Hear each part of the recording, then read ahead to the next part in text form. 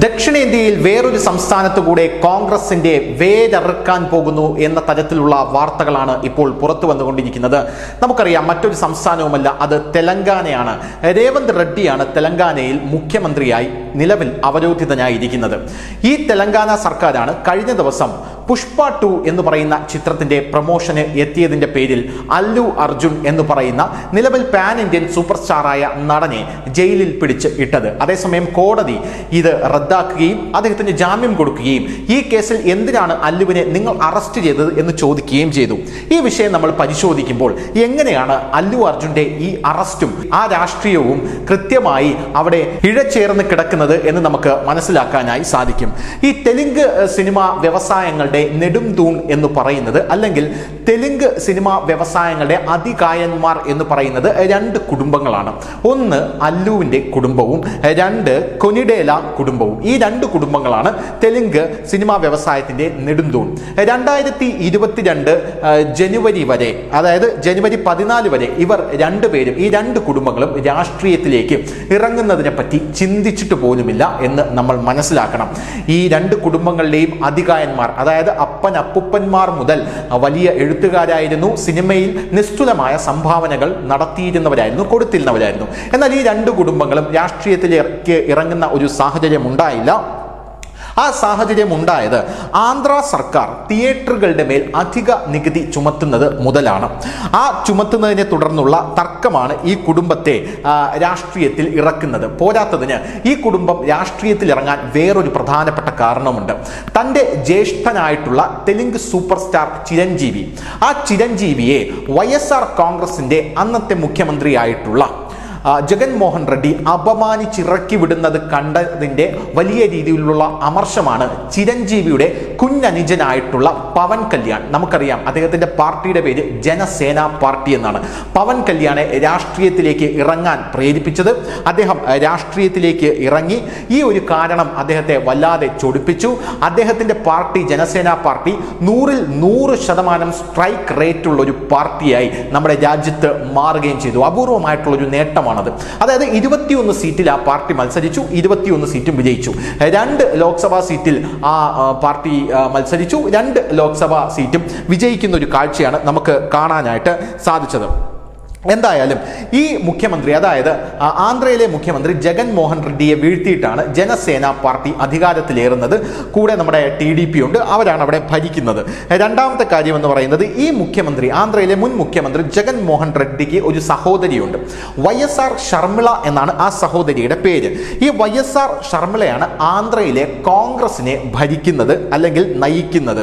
ഈ പാർട്ടി, അതായത് ആന്ധ്ര കോൺഗ്രസിലെ ഈ പാർട്ടിയുടെ തെലങ്കാന സർക്കാരാണ് നിലവിൽ അല്ലു അർജുനെതിരെ FIR എടുത്ത് കോടതിയിൽ നിലനിൽക്കാത്ത കേസിൽ അദ്ദേഹത്തെ അകത്ത് പിടിച്ച് ഇട്ടത് എന്നുള്ളതാണ് നമ്മൾ എടുത്തു കാണേണ്ട കാര്യം. ഞാൻ ഒന്നുകൂടെ പറയുന്നു, ആന്ധ്രയിലെ YSR കോൺഗ്രസിന്റെ മുഖ്യമന്ത്രിയായിട്ടുള്ള ജഗൻമോഹൻ റെഡ്ഡി, അദ്ദേഹത്തിന്റെ സഹോദരി YSR ഷർമിള അവിടെ കോൺഗ്രസിനെ നയിക്കുന്നു.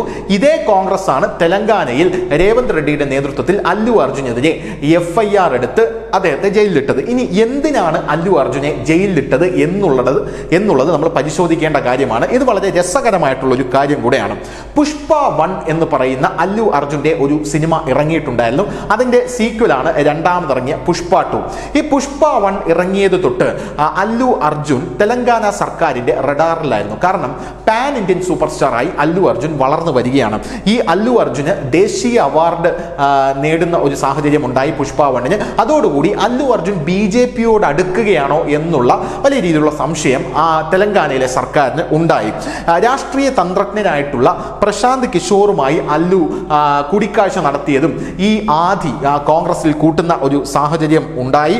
അതോടുകൂടി അല്ലുവിൻ്റെ പൊളിറ്റിക്കൽ എൻട്രി സൗത്തിൽ ഉണ്ടാകും എന്നായി കോൺഗ്രസിന്റെ വലിയ രീതിയിലുള്ള ഭയം. കാരണം അല്ലു അർജുൻ എന്ന് പറയുന്ന നടന് വലിയ രീതിയിലുള്ള വേരുകൾ തെലങ്കാനയിൽ ഉണ്ട് എന്നുള്ളത് കൊണ്ട് തന്നെയാണ് അവിടുത്തെ ദക്ഷിണേന്ത്യയിലെ വോട്ടുകൾ ചിതറിക്കാനുള്ള ശക്തി അല്ലു അർജുൻ ഉണ്ട് എന്നുള്ളത് കൊണ്ടാണ് അവിടുത്തെ കോൺഗ്രസ് ഇത് ഭയന്നത്, ഇങ്ങനെ അഭ്യൂഹങ്ങൾ പരന്നപ്പോൾ ഭയന്നത് എന്ന് നമ്മൾ മനസ്സിലാക്കുന്നു.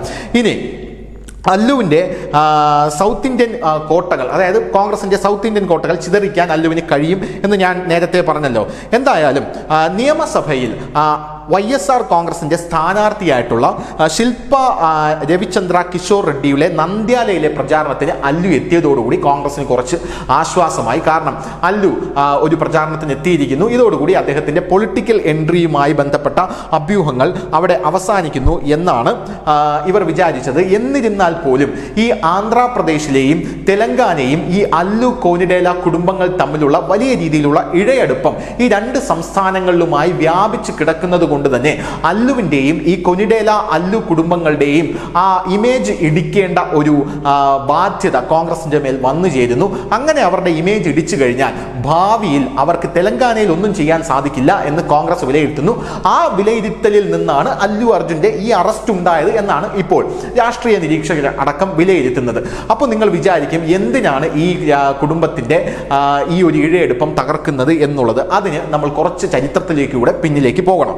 അതായത് ആന്ധ്രയിലെ വെസ്റ്റ് ഗോദാവരി ജില്ലയിലെ എഴുത്തുകാരായിരുന്നു അല്ലു രാമലിംഗയ്യയും കൊനിഡേല വെങ്കട്രാവും. ഈ അല്ലു രാമലിംഗയ്യയുടെ മകളാണ് സുരേഖയും മകനാണ് അല്ലു അരവിന്ദും. കൊനിഡേല വെങ്കട്രാവുവിന്റെ മക്കളാണ് ചിരഞ്ജീവിയും നാഗേന്ദ്രബാബുവും പവൻ കല്യാണും. ഈ അല്ലു രാമലിംഗയുടെ കുടുംബത്തിൽ നിന്നും കൊനിഡേലയുടെ കുടുംബത്തിലേക്കുള്ള ഏക കണക്ഷൻ എന്ന് പറയുന്നത് അദ്ദേഹത്തിന്റെ മകളായിട്ടുള്ള സുരേഖയെ വിവാഹം ചെയ്തിരിക്കുന്നത് ചിരഞ്ജീവിയാണ് എന്നുള്ളത് കൊണ്ടാണ്. അങ്ങനെയുള്ള ഈ ഒരു സാഹചര്യത്തിൽ അവർ തെലുങ്ക് സിനിമയിൽ വളരെ വലുതായി ഈ രണ്ട് കുടുംബങ്ങൾ ആ സമയത്ത് വളർന്നു. തെലുങ്ക് സിനിമയെ തന്നെ നിയന്ത്രിക്കുന്ന രീതിയിലേക്ക് ആ കുടുംബങ്ങൾ എത്തി. ആ കുടുംബങ്ങൾ തെലുങ്ക് സിനിമയിൽ എത്തി.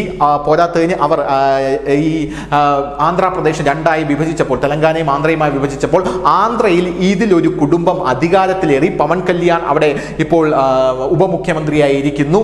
ഇനി ഒരു കുടുംബം തെലങ്കാനയിൽ അധികാരത്തിലേറുമോ എന്ന ഭയമാണ് യഥാർത്ഥത്തിൽ ഈ രേവന്ത് റെഡ്ഡിയെ കൊണ്ട് ഇതെല്ലാം ചെയ്യിക്കുന്നത് എന്നാണ് ഇപ്പോൾ നമുക്ക് മനസ്സിലാക്കാനായിട്ട് സാധിക്കുന്നത്. ആന്ധ്രയിൽ ഈ കുടുംബം ഇലക്ഷൻ ഇറങ്ങിയതോടെ അല്ലെങ്കിൽ രാഷ്ട്രീയത്തിൽ ഇറങ്ങിയതോടെ കോൺഗ്രസിന്റെ കട പൂർണ്ണമായും ആന്ധ്രയിൽ പൂട്ടിപ്പോകുന്ന കാഴ്ചയാണ് നമുക്ക് കാണാനായിട്ട് സാധിച്ചത്.